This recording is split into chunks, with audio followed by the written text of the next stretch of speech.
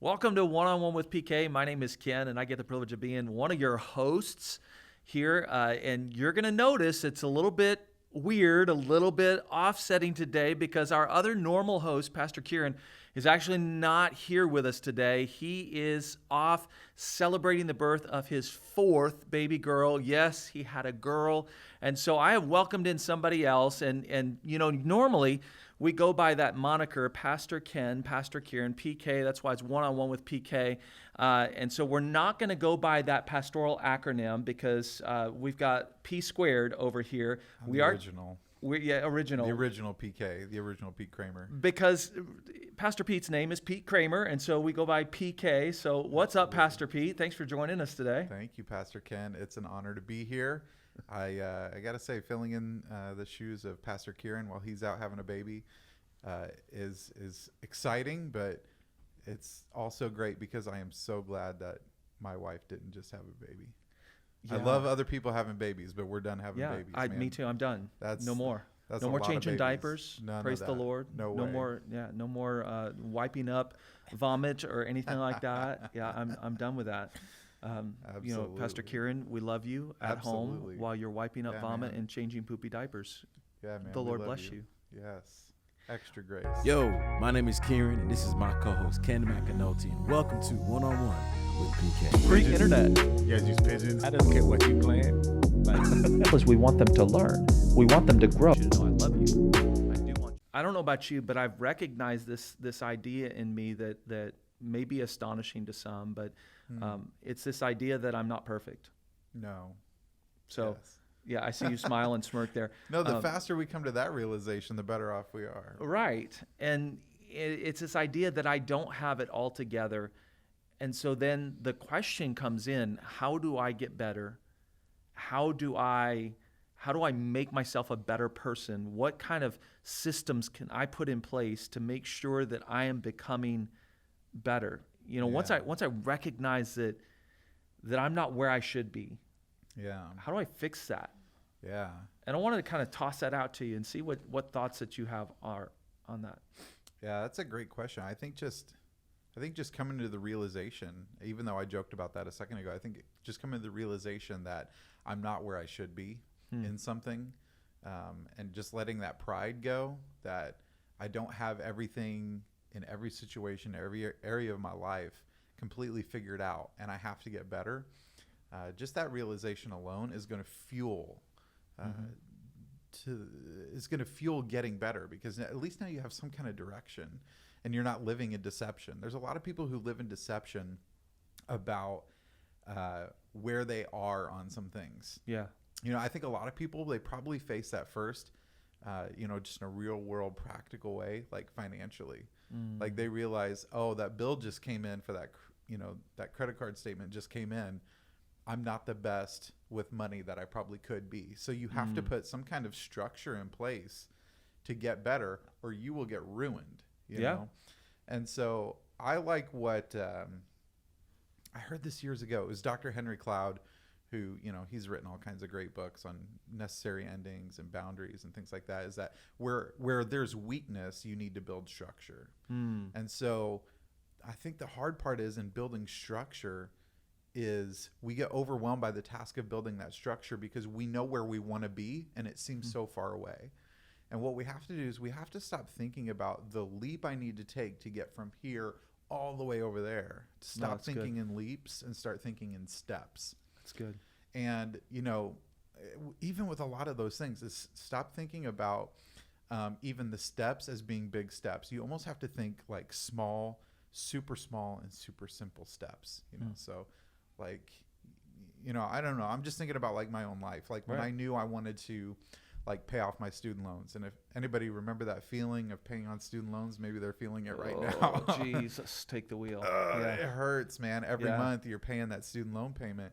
But, there was a realization in my life that, if I want a better future for my family, for my kids, and to free up some extra money every month, man, this monkey has to get off my back. Right. But it seems so big. So what if I wanted to say yes to that, I had to say no to some other things. And I know that's a phrase I've heard you say around here that really helped clarify some things for me, is like, okay, what do I need to say no to? Maybe I need to say no to that coffee every morning, and that's going to free up $4 extra a day. You know, and that's something that I can roll into. You know, that's a small thing, you know, so you got to think smaller. Yeah. If you think about yard by yard change, it's hard. So yard by yard is hard, but inch by inch is a cinch. And so for anybody who's looking to grow in any area of your life, man, like that's just one thing I'm looking at is change your mindset about it and think super, super small. Super small. Let me kind of step backwards a little bit. You know, sometimes it can be really difficult to figure out what is that one area that I need to grow in.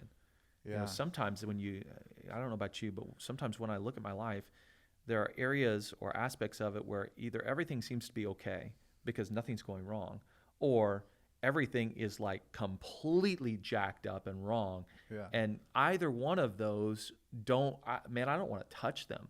So I don't want to touch the area where everything's going okay because I'm afraid I'm going to screw something up. Yeah. And I don't want to touch the area where everything's going wrong because I'll be honest, that's overwhelming. Yeah. So how do you decide where in your life you should grow right now? Yeah, I think a lot of that just comes down to what can I control and what is out of my control. And a lot of times we lose time, energy, and sleep and frustration and money over things that we can't control. That's good. And so, you know, that's a really big question, man. You can't ask hard questions like that. It's too big. So, Come on, we only ask hard questions here. No hard questions. You gotta like even scaling that back. I mean, honestly, just take a look at it right on the surface. Is like, okay, what can I control realistically, and what's out of my control? You know, a lot of times we get mad and we yell at the TV over, you know, politics or how our favorite sports team is doing. You can't control that. Right. I mean, there's things that you might be able to affect. You can buy a ticket to that ball game. You can vote for that politician or whatever. But to a certain degree, that is out of your control. Right. You know, so what's in the span of my control? Like, what's there that I can actually affect change on in the first place? So, I mean, maybe that's a good exercise for some people. It's just like the stuff that you really can't control. You need to kind of push that off to the side. That's good. But if it's something in your control, you know, you need to make some kind of goal. Like, okay, what's something I can actually achieve? It may not be the big leap across the room, but if I'm going to make that first step, what does that step look like? And be like really specific with it. Like we've probably heard of like SMART goals and things like that. And I almost even think those are too big and they're too complex. It's like, what can I do right now? You know, like I know this sounds really weird, but like I'll just go back to the example of paying off student loans. There was several times where I wanted to stop by Starbucks and get a coffee because, man, my life runs off the bean. Yes, Lord. You know, like, thank you, Jesus, for coffee.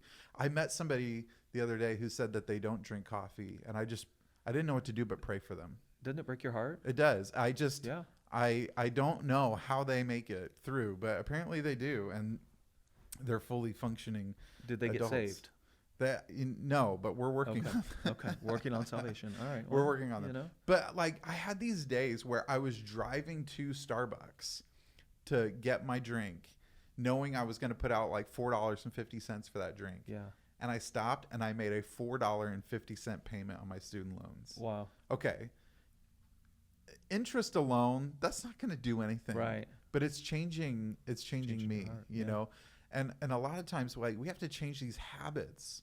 And man, if you want to affect change in your life, like, our habits need to change, right? Yeah, some of these really, really small things that we think are inconsiderate, or we don't consider them, I think are the things that we have to start with. I heard it said that it's not only looking for what you mentioned, but it's also looking for something that is easy to change. Yeah. Something that's simple, something that I can do, not just that I can do right now, but something that I can manage. Because I think sometimes change or growth happens through momentum. When we get momentum, I think sometimes the changes can become bigger as you go along. When oftentimes we want to start in a place where people accomplish things when they already have that momentum. Craig Rochelle gives this example. You know, some of you want to go to the gym, but you wake up in the morning and push the snooze, and so you don't even end up in the gym. Why not wake up in your first week of going to the gym? You just drive yourself to the gym, sit in the parking lot, and then drive home. Because let's be real, isn't that the hardest part? Yeah, that's the hardest part is to stop snoozing. That's a great idea. Yeah, I mean, I might have to just try that. Just wake up just to see if I can do it. You know? And just drive to the gym, which is, I think, That's the most difficult part. Oh, dude, it's so difficult. You know how many gym memberships I've bought and never used? Right. Never even darken the doors. They got my money. That's what the inside looks like. I went in the one time to get the gym membership. They saw me come in and they're like, easy money. Yeah, right. Easy right, money. right. We're never going to see this cat ever again. Yeah. And then you come back in. Where are the locker rooms again? Yeah. Well, sir, you've had a membership for a year. Yeah. I just want to shoot hoops, you know. Right. I don't know. That's a great idea. You know, I've never actually thought about it in that way, but that's a really good like practical step is like, you know, but in our mindset, right? We want to go in there and we want to start like, oh, I'm going to lift this big heavy thing. Right. Like, no, like start way simpler than that, you know? Like, okay, just get up at 6:30. Yeah. You know, or whatever, you know, that time that you need to be leaving for the gym. Just that actually might be a great get first up step. at that time. Yeah. Absolutely. Start your like, day then. I was having a conversation with somebody a couple months ago, and they were talking about how they don't have much time in their day. I was like, well, what time do you wake up? And they're like, well, I usually get up about 7:30. I was like, you know, if you just back that clock 30 minutes, you gain so much time. You gain an extra, it's like an extra day a year. Right. Like I just gave you a day a year. Right. Just with 30 minutes. That's what are you cool. going to do with that day? You Yeah. know, you just picked up a whole day in your calendar. Yeah. You know, and so I think that's a great practical step is to just back it up to just like, I don't know, I'll just say it like stupid simple. Like Right. what is something stupid simple that's within my control that's going to affect my habit, Yeah. you know? And then that habit builds muscle memory, you know? Or you talk momentum a second. I want to go back to that a second ago because you don't gain momentum by sitting still. Right. Like momentum has to have an initiating movement to it. And I don't think momentum is ever gained through big leaps. I think momentum's always gained through those small little actions that happen over and over and over again. Yeah, absolutely. And thinking about like the small actions over and over again, like I think about this incredibly wise instructor who gave just sage advice, Mr. Miyagi. Like, do you remember Karate Kid? Wax on, wax off. Wax on, wax off. Yeah. Paint the fence, sand the floor, right? What's he doing? He's building muscle memory and Daniel-san, you know? Yeah. And this kid doesn't even know the Right. whole time, you know? It's a great movie. Every child of the 80s, like it changed your Watched life. that movie, yes. And you wanted to be Daniel LaRusso with everything in you. And now they brought back Cobra Kai, which Haven't is, watched them because oh, I man. heard it's like super corny. It's corny, but it hits right. It hits right, which that's kind of a pun because it's karate, but like, dude, it just feels good. But like that whole time, he's like sanding the floor and painting the fence and everything. Yeah. The whole time, Mr. Miyagi is just trying to get him in a habit of movement, you know, and developing this muscle memory. So that way it's instinctive that when Johnny Lawrence is going to kick at him, he can block it, you That's know? cool. And so in a lot of ways, it's these habits that shape the momentum of our life. Yeah. And so, you know, just in a lot of times, like I try to push people into like, man, what do the habits of your day look like? Your entire day is built of habits. Everything. It's everything you did today is based on a habit. Right. So what are those habits and what do they look like? And how can you, what if you just like twisted it just a little bit and just messed with it a little bit? And like for me, it was paying $4.50 on my student loans, which was nowhere near even the interest payment for the month, but it was building a habit of And skipping the saying no. Starbucks line. And skipping the Starbucks line, which was made for long days, Yeah. but You thought was going to kill you, but it's there worth was a it. Keurig close I lived by. to tell the You did, tale. You did. I'm here. I'm here with you right now having this conversation. That's right. So one of the other reasons why I really wanted to ask you this question is because you told me or us about a tool that you use to help yourself grow and become better. And that tool really kind of made my ears kind of stand up and really was interesting to me. Can you talk about that tool that you use to help you grow, to help you become better? Yeah, man. I just had this like, I don't know if it was like an epiphany or just something hit me about 3 years ago where I realized that no growth happens accidentally. You don't accidentally grow. You don't accidentally pay off your student loans. You don't accidentally become a better dad, Right. a better husband, a better pastor, a better anything. Like, you don't accidentally happen into stuff like that. Yeah. Like, that's just not realistic. So you don't grow accidentally, you grow intentionally. Yeah. So, like, what would intentional growth look like for me? That's stupid, simple steps. Maybe that's like a 3S thing. I never thought about that till Stupid, this very simple moment. steps. Stupid. What is the triple S here? The stupid, simple step.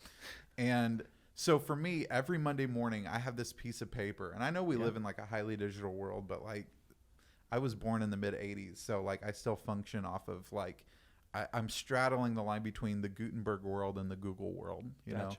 And so I print off this piece of paper every Monday morning. And at the top of the paper, I just put the date. And then on the left side of the paper is basically all things that I want to develop in professionally. So I have like my big weekly tasks that are on there that I have to do every week. They just have to get done. And it just holds me accountable. And it feels really good to check those off throughout Right. the week, right? But then on the right side of that paper is all driven by like personal development. So it's like, how many times did I read my Bible this week? What book am I reading? Wow. What podcast am I listening to? So I know that every week I've read at least 5 chapters of a book. I've listened to or interacted with at least 5 chapters in the scripture, which, man, thank God for like the YouVersion Bible app, and it'll read the Bible Right. to you. That's huge. Audiobooks, huge. What's that one we talked about the other day? I know this is a side note, but it condenses books. Oh, Blinkist. Blinkist. Yeah. We're big fans of Blinkist here. Yeah, Blinkist is a neat tool, man.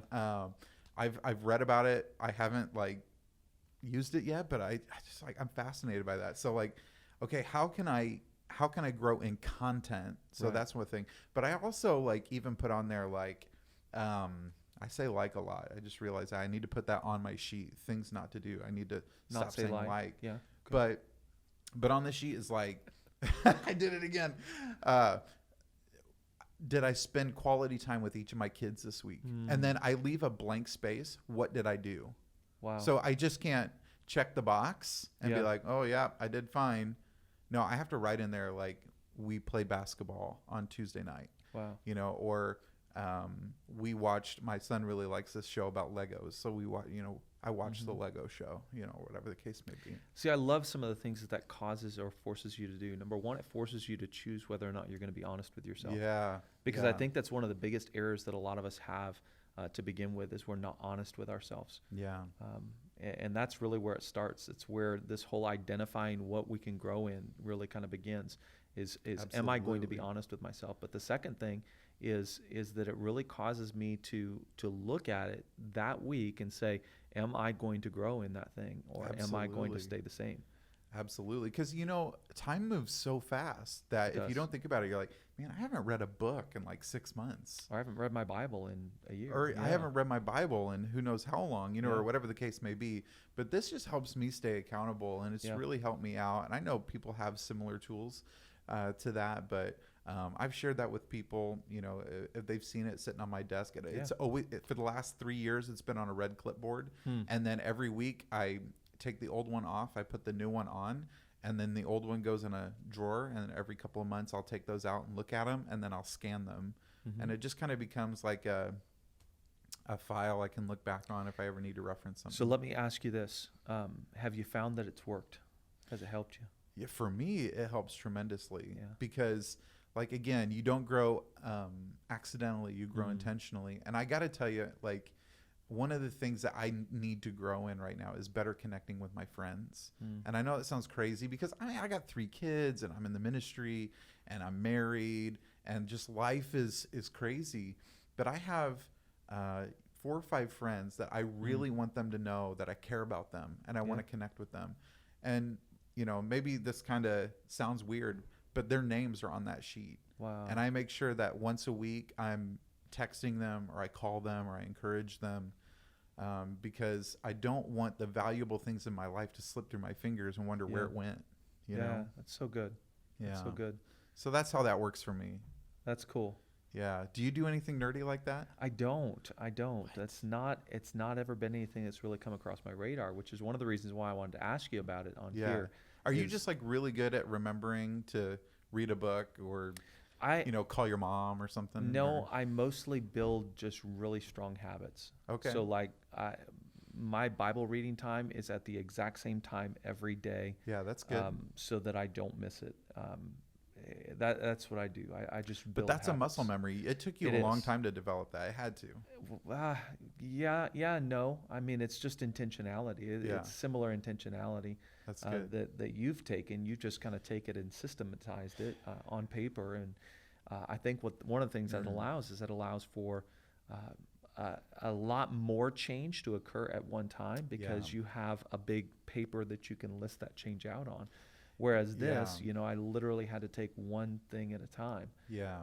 You can't make much more change than 2 or 3 things if you're just doing it by memory. You want to talk about being honest on that too. Yeah. Is like I write on there every week, like even financial things. Like, did I fund one of 3 things? Am I funding my future? Am I funding vacation? And by future I mean like retirement, vacation, or like an emergency fund. So I'll put, where did extra funds go to? I put my weight on there every week.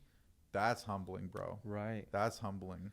Right. Especially when I'm eating like a little Debbie snack while I'm filling it out. Oh, Jesus. That's humbling. Take the wheel. Because you're like, oh, okay. But it's just awareness, Yeah. right? Like I need to be aware of where I'm at Right. if I want to get better. Yeah. No, it's so good. Maybe we can take that tool or a copy of that tool somehow and post it in the show notes for this so that people Absolutely. can see something like that. But I want to just encourage our audience to, find a way to be intentional about growth. It's not okay to stay where you are. That's and, right. And it's really one of those things where we have to be honest with ourselves and really recognize the weaknesses that we have, the places where we need to get better, the places where we need to grow. And as we do that, then we can be intentional about get better. We can be intentional about putting disciplines in our life and putting systems in our life to get better. That's good, man. And there are great tools around you and people as well, tools and people that can help you do that. And not all tools are people, so don't think that I was saying going to that. say, like, oh, man, he just called me a tool. What's up with that? That's crazy. No, there are great tools, and there are great people that can help you to be better. And I would encourage you to find a tool and find people in your life that Yeah. can help you to be better, that can really help you identify those weaknesses and help you to grow. Well, man, anything else you want to add? Dude, I just like, it's kind of fun because I can see how I have changed over the last couple of years using just my own method. And I just encourage people to find their own method. Right. But the interesting part is, what if a couple of years from now you run into somebody who you knew and it's like they see a new you? You're the same. That's cool. But there's something new. There's a depth to you that's Yeah. grown. And I think that's a beautiful thing. That's Yeah. a beautiful thing. I agree. All right. Well, thanks for watching today. I hope you have a great week. God bless you, and we'll see you later.